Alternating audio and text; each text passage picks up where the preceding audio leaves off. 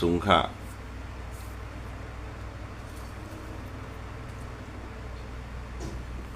เมื่อได้โทษเขาในวันที่8 เดือนธันวา2525แม่นเขายามกลางนี่เนาะ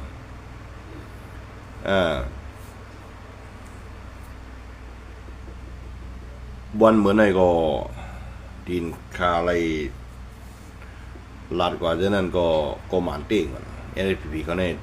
เอาแห้งกวนอันโทรมานักวัดจานมาอยู่ไว้ตั้งนำในขึ้นมือขึ้นนักบัดหอกปอมือก็กุนเมืองก็ซ้ำป้องค้างว่าNPPย้อนกินเขาเขาขอเข้าบันเขาซักโคร้อยโคบันเขาคนกุนเมืองลาดมาหนาในพื้นที่ดินเขาตีโทรมานักวัดหอกขึ้นนั่น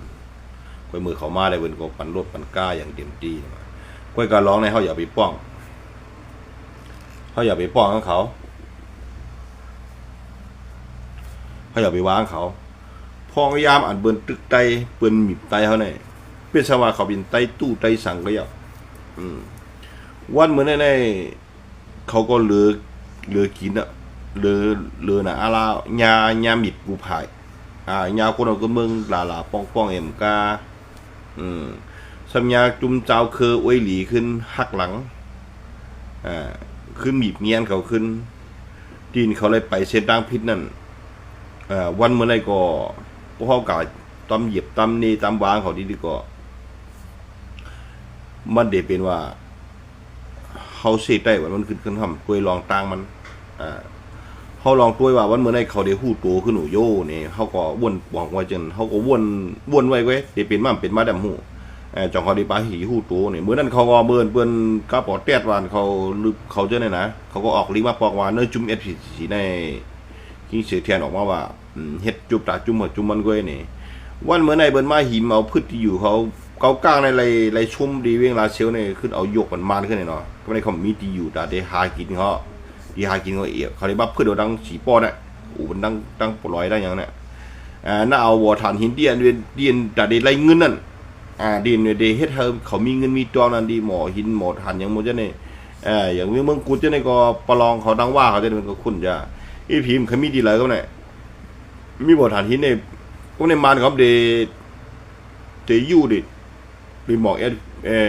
เก้าMNDA ว่าสุขภาพโดโคเขียวกันในกันแหละกันในเขาได้ปั่นชวนนังเฮือบดีตื่นขึ้นเลยวันเหมือนในNPPในญาหมีบลายถ่ายลายตั้งกับในเขาอย่าไปวางเขาปั่นตัวเปิดตัวข่าวยามันก่อนพวกเขาเฮ็ดจากการมันเมืองเตะเขาก็เต็มยกซุ่มก่อนอันเขาเอามือจับวัดจานในก็ย้อนคนเมืองก็เขาก็ใส่เป็นเขาเฮ็ดเป็นเขาอย่าไปกระเทงเขานั่นละกำยายางไพ่กำเนี่ยเขาให้นะก็บอกนั่นแหละอันเขามือกำในก็เขาหลุยยองปันน้ำใจเขาย้อนมือเขาได้มือเฮกังเอาแผ่นดินใต้เขาดินเขายำแขนโคไลนั่นให้เขามือแขนให้นั่นด้วยตั้งปืนในตั้งเขาในมันเปลืองกันจังหือลายเฮ็ดเฮาได้ลายเฮ็ดเปิ้นนี่พอดีเนื้อเสียเพอพอดีจ้าเสียเพอก็บ่เฮาใหญ่พะเยาไปเสไปนี่พอยามในเฮาหลบปันแห้งในจุ่มเนี่ยด้วยผีพอ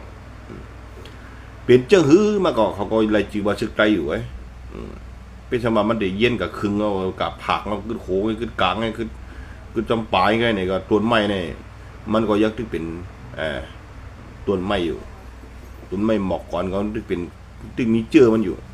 เฮาอย่าไปกะเชี่ยอย่างนี้เขาหลุดเลยปั่นแห้งกันว่าขายำเนี่ยนะเพราะเขามาตึกไตมาตึกโกลายเขาถอนมือก็เป็นรองดีครับเขาถอนมือตั้งวันจันทร์เนี่ยหนังเขาได้เมื่อเอาข่มรวมเหมือนพี่น้องดักบอลหอมขึ้นเหมือนเก่าขึ้นนั่นเอาเมื่อเชียงใครอย่าไว้ก็ขนาดนักบอลจันทร์เนี่ยเขาได้ปั่นแห้งสุดเต็มเตียเมื่อนั้นเนี่ยเอาเมื่อขึ้นเอานาทีถูกมันหมดเอาเมื่อเชียงหรือว่าบอลจันทร์เนี่ยมันมีสังถูกมาเมื่อเราก็ไม่ได้ไล่ไว้อันนั้นแหละมันเป็นไตมันกันต้องอุบกันไล่เพราะมันปองกันหนูเพราะบางมันคืออุบกันได้เป็นก้อนไตมันลาดปองกันหนูกูจะผักนี่คนเมืองนี่เขาอย่าไปเซกันนี่เขาคนเมืองนี่เขาก็เตะหูตัวเขากำแน่เพราะคำหูตัวกำแน่ก็หลุดใส่เขาอันเขาก็หลุดใส่เขาอันเขามันหลุดห้องกูนอ่ะหลุดล้าได้อยู่ร้องนั่นมาสูงครับ